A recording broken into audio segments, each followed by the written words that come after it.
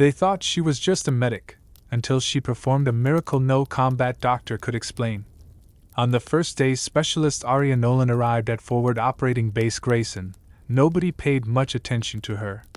She was quiet, soft-spoken, with a medic's kit slung neatly over one shoulder and a notebook tucked under her arm. Her boots weren't new, but they were clean. Her brown hair was tied back in a simple braid, her uniform crisp, her expression gentle, almost too gentle for a combat zone. To most soldiers, she looked like a regular field medic, someone who patched scratches, handed out painkillers, treated dehydration, and kept track of tetanus shots. A support role. Nothing more, nothing extraordinary. Some even thought she looked fragile. But Arya had learned long ago that people only saw what they expected to see. The base was a desert outpost surrounded by mountains, burned-out vehicles, and a mixture of dust, diesel fumes, and tension. Patrols left at dawn and came back at dusk, when they came back at all. The sick bay was understaffed, and the doctors were overworked. Everyone assumed Arya would simply follow orders, take vitals, carry medical bags, and help the real combat medics when things got rough. Corporal Jensen, a tall infantryman with a loud voice and a soft heart, had been the first to tease her. "So you're the new medic?" He grinned. "Hope you don't faint at the sight of blood." Arya simply smiled. "I won't. You ever treat a real combat wound?" Her eyes flickered, just for a second, yes. Jensen didn't notice the shadow that crossed her expression. Few ever did. The days passed quietly at first. Arya helped with routine checkups, stitches, hydration, infections, sprains. She worked efficiently, gently, asking questions other medics often overlooked. She learned everyone's names. She memorized their medical histories without being asked. She carried more bandages than required. She noticed every cough, every limp, every bruise, even those soldiers tried hiding. And the soldiers slowly grew to like her. But they still didn't understand her. They didn't know why her hands were steady even on the roughest days, or why she carried a tiny notebook filled with scribbled diagrams of arteries, pressure points, and emergency procedures more advanced than standard medics were trained for. At night, she sat alone on the small bench behind the clinic, staring at the mountains. Something about her posture, calm, focused, hinted at a depth nobody could name. Sergeant Pax, a battle-hardened squad leader, had once asked her, "Where do you train? Civilian hospital?" Arya looked at the ground. Something like that. She didn't elaborate. She didn't mention the years she spent in war zones before joining the U.S. Army. She didn't mention the classified teams she'd served with. She didn't mention the one life she couldn't save, a memory carved so deep it still woke her at night. She carried those stories alone. The miracle nobody could explain began on a scorching afternoon in mid-June. A reconnaissance unit had gone out early in the morning, following vague intel of a hostile weapons transfer in the mountains. By noon, radio chatter broke into static. By 1 o'clock, the unmistakable echo of explosions rolled across the desert like distant thunder. Arya was sorting supplies in the clinic when the alarms sounded. "Mass casualty incoming!" someone shouted. Soldiers rushed across the base. Dust swirled around incoming vehicles. The air filled with panic, orders, and the metallic scent of fear. The first injured soldier was carried in, shrapnel embedded in his side. Arya moved instantly, helping stabilize him, her hands calm, her voice steady. But more were coming, too many, too fast. Dr. Reeves, the base physician, shouted, "We're overloaded. Nolan, triage outside." Arya sprinted out into the blinding sun just as another jeep skidded to a stop. Blood soaked the back seat. 2 soldiers dragged their squad leader, Captain Elias Ward, out of the vehicle.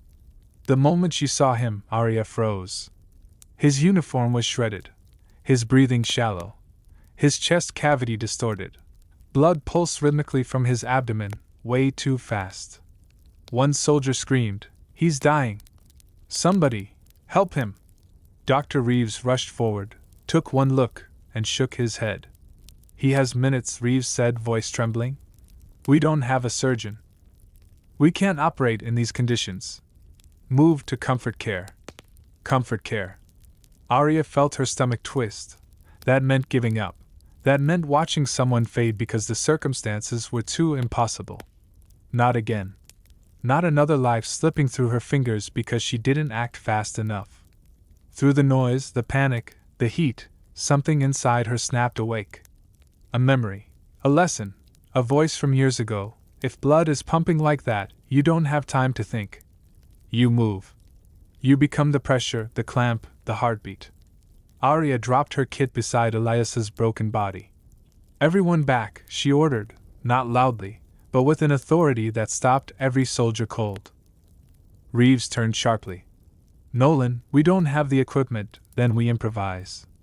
You're not trained for field surgery. Arya met his eyes, letting the truth flash just long enough for him to see it. Yes. I am. She tore open her pack, hands moving with precision no one had ever seen from her before. She cut open Elias's vest, cleaned the wound, applied pressure, then reached for tubing, gauze, clamps, and a makeshift suction device she constructed from 2 pieces of gear. Jensen whispered, stunned, "Where'd she learn that?" No one answered. Arya's hands didn't shake, didn't even hesitate. She worked faster than the doctor, faster than anyone on the base. She checked arteries, cleared debris, identified internal bleeding, stabilized ruptured tissue, then began a maneuver so advanced Reeves gasped.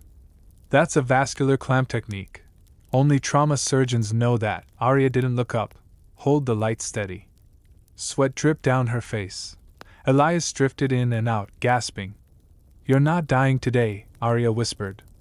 Around her, soldiers stood frozen, watching something between science and miracle unfolding in the dust.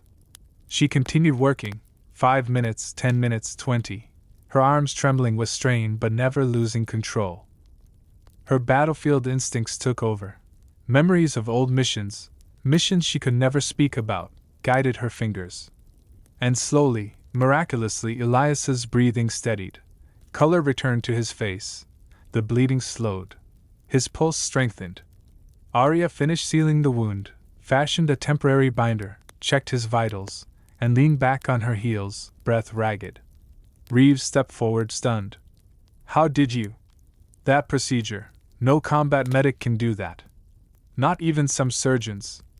Arya wiped her forehead with the back of her hand. I wasn't always a combat medic, sir. The soldiers stared at her. What were you? Jensen whispered. She didn't answer. She simply stood, wiped her hands, and directed the team to carry Elias inside for monitoring. Word spread across the base in minutes. By evening, soldiers lined up outside the clinic, not because they needed help, but because they wanted to see her with their own eyes. Rumors shot through the barracks. She saved a man with a torn artery, without an operating room. She worked like she'd done it 100 times. She saved Captain Ward when even the doctor said it was impossible. Some swore she must have trained with Special Forces medics. Others whispered she had worked for a classified trauma response team. A few believed she had been a surgical prodigy who disappeared from the civilian world. Nobody guessed the truth. Late that night, after everyone had calmed down, Dr. Reeves approached her quietly. I've been a doctor for 27 years, he said. I've never seen anything like what you did today. Who trained you, Nolan? Arya looked down at her hands, still stained with dried blood. Her voice softened. Someone I couldn't save. Reeves' expression shifted. Not curiosity, respect. He nodded slowly. Well, you saved someone today. Arya stared at the sleeping Captain Ward through the glass window. His breathing was steady. His color healthy. She whispered, good. Then she stepped outside into the cold desert air. The next morning, the base gathered as Elias, conscious now, asked to speak. He pointed at Arya from his bed. That woman, he said, voice hoarse, is the reason I'm alive. Jensen patted Arya's shoulder, shaking his head in awe.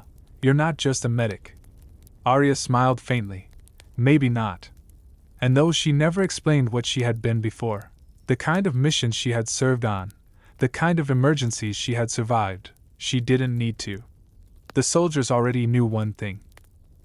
Whatever Arya Nolan was before, she was a miracle now.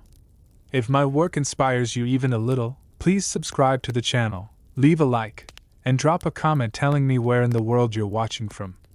I truly love knowing that.